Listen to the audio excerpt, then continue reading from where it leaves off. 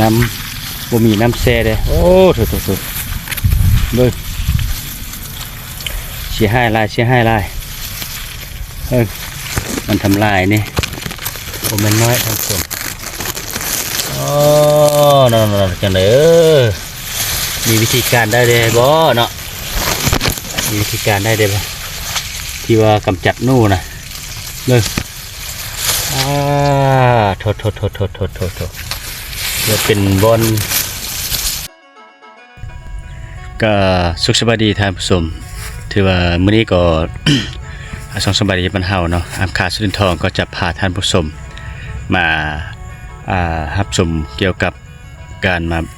เลาะเลียบเบิ่งหน้าเช่นเก่าเช่นเคยเนาะซึ่งมื้อนี้ก็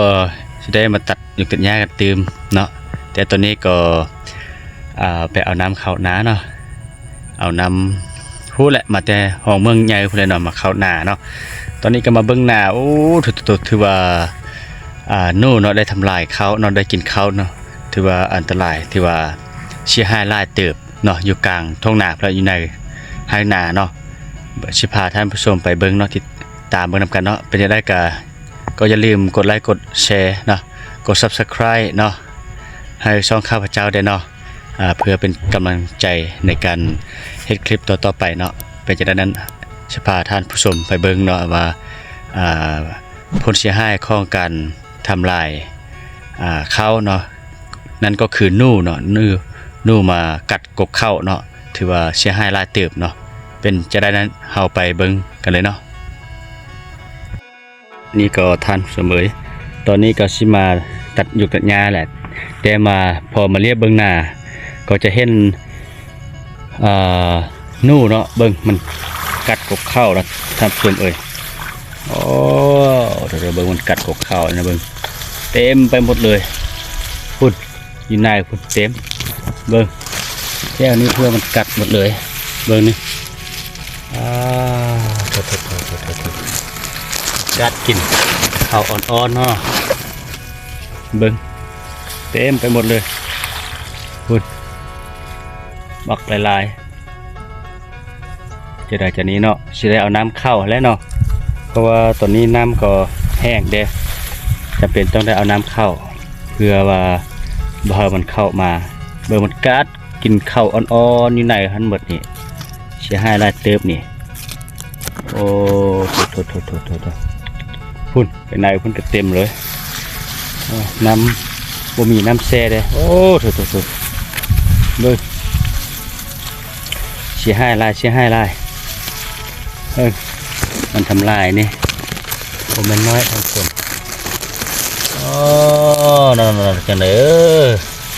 มีวิธีการได้เลยบ่เนาะมีวิธีการได้เลยบ่ที่ว่ากำจัดนู่นนะเบิ่งโทษจะเป็นบอลมันเลาะมันนี่มันเป็นบอลมัน5 ครบ 5กินมันได้เบิ่ง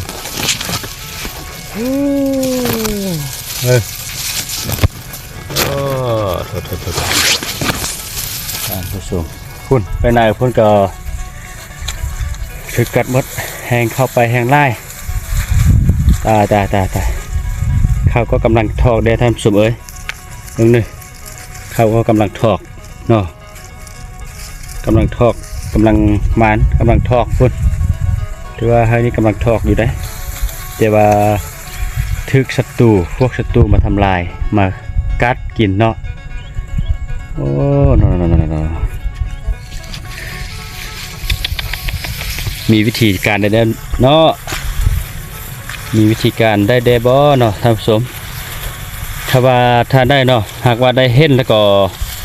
คอมเมนต์มาให้ได้เนาะคอมเมนต์มาให้ได้เพราะว่าชีจัดการนู่เนาะว่านู่มาทำลายนู่มากัดกับข้าวกินข้าวอ้อนไปหมดตอนนี้ก็น้ำก็5 ก็มาฮอตเนาะ5 ก็เข้าเนาะถือว่าให้ทำอิดเนาะ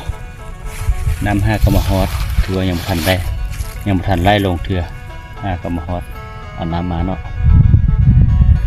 โอ้ขนาดก็เติบลายท่านผู้ชม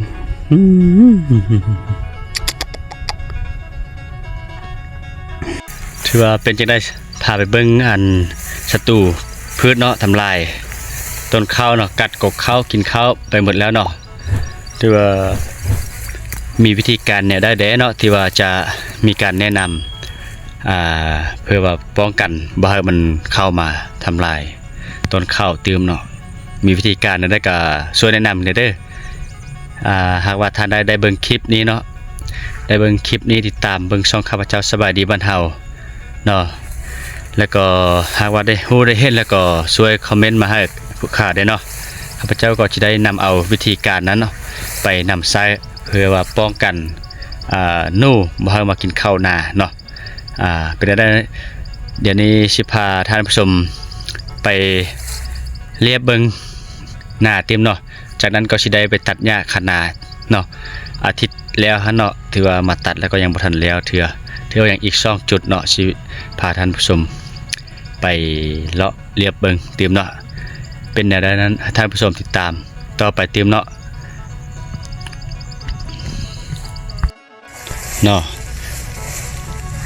และนี่ก็เป็นไฮนึงที่ว่าเข้าก็กำลังมาและกำลังทอกอยู่ปัจจุบันนี้นะตัวที่ว่าทอกมาแล้วก็ลอดมาเนาะพ้นมาแล้วเนาะแต่ก็เป็นเม็ดดีเม็ดงามอยู่เนาะวันนี้สิพาท่านผู้ชมต่อไปเนาะนี่ขนาดที่ว่ายังบ่ทันตัดเท่าเนาะก็จะมีแต่ยาคาท่านผู้ชมเอ้ยติบว่า โอ้ชิมาตัดมื้อนี้แหละแต่ว่ามื้อนี้อาจจะบ่แล้วเนาะนี่ตัวนี้ก็คันนากลางหน้าก็บ่มีน้ำเด้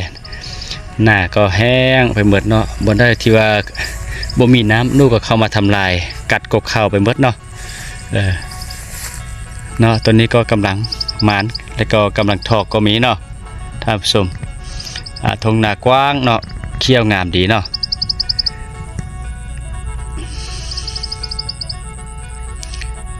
ไปวันนี้พาท่านผู้ชมไปหาติดตามตอนต่อไปเด้อท่านผู้ชมเด้อ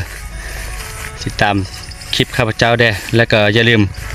กด Subscribe กดติดตามช่องข้าพเจ้าเด้อเนาะเพื่อว่าเป็นกำลังใจในการเฮ็ดคลิปเนาะและนี่ก็จะเป็นเพื่อนบ้านเนาะมุคูที่ว่าอยู่บ้านเดียวกันนี่แหละทีนี้มันกระทอกแล้วเนาะเขากำลังจะถอกจะพ้นหมดละจะพ้นห่วงหมดละตอนนี้ก็เบื้องขวามือก็แม่นหน้าข้าพเจ้าแล้วก็กำลังถอดห่วงแดแล้วก็กำลังม่านแดเนาะถือว่ายังบ่ทันถอดห่วงออกหมดเทื่อแต่ว่าหน้ามูเนาะเบื้องซ้ายนี่ก็ถือว่ากำลังถอดห่วงสิหมดกันแล้วเนาะตอนนี้เนาะข้างหน้าเพิ่นก็ได้มาฉีดยุกฉีดยาสะดวกสบายเนาะโอ้มีปลาน้อยบักหลายเด้อท่านผู้ชมพุ่นลอยลิ้นอยู่กลางหนาเนาะพุ่นลอยพุ่น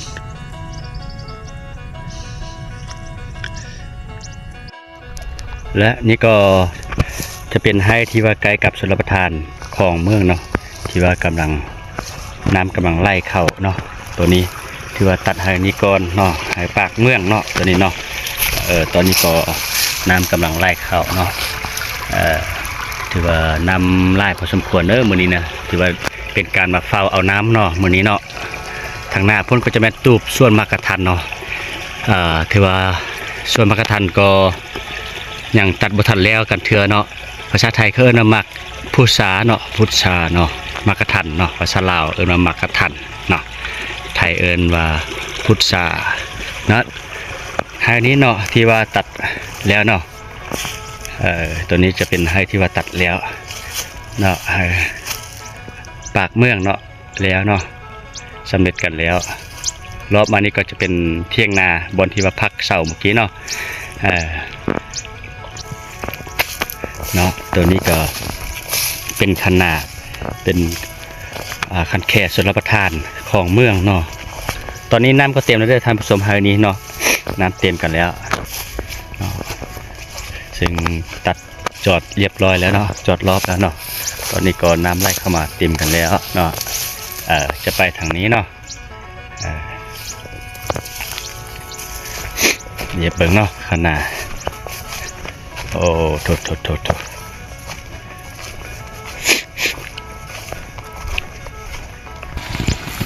เนาะตอนนี้น้ำโอ้น้ำไหลมาแล้วก็เต็มแล้วก็มันจะไล่ออกมาตูดเสนาให้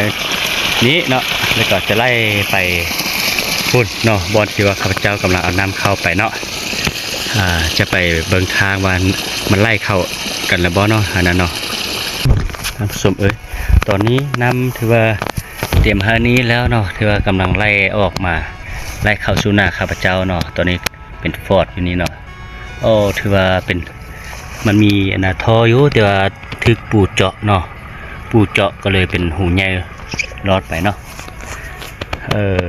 คนละตอนนี้ก็กำลังทอกกันเลยเข้าหน้ากำลังทอกเนาะซึ่งขนาดยังบ่ทันตัดเทือเนาะตัดยังบ่ทันแล้วเทือเนาะเป็นว่าพุ่นละอาทิตย์หน้าเนาะอาจจะได้มาตัดอันดำเนินการตัดหญ้าต่อไปเนาะ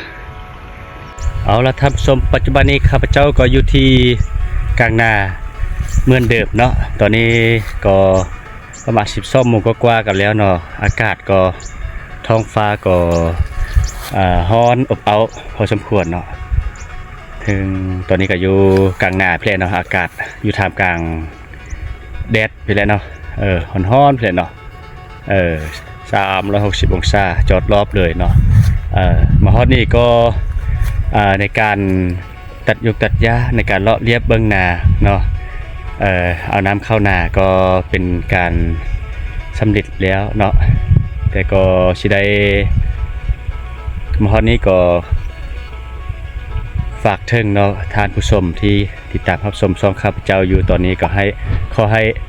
กด Subscribe กดไลค์กันแดเนาะเพื่อให้กำลังใจในการคลิปต่อไปเนาะ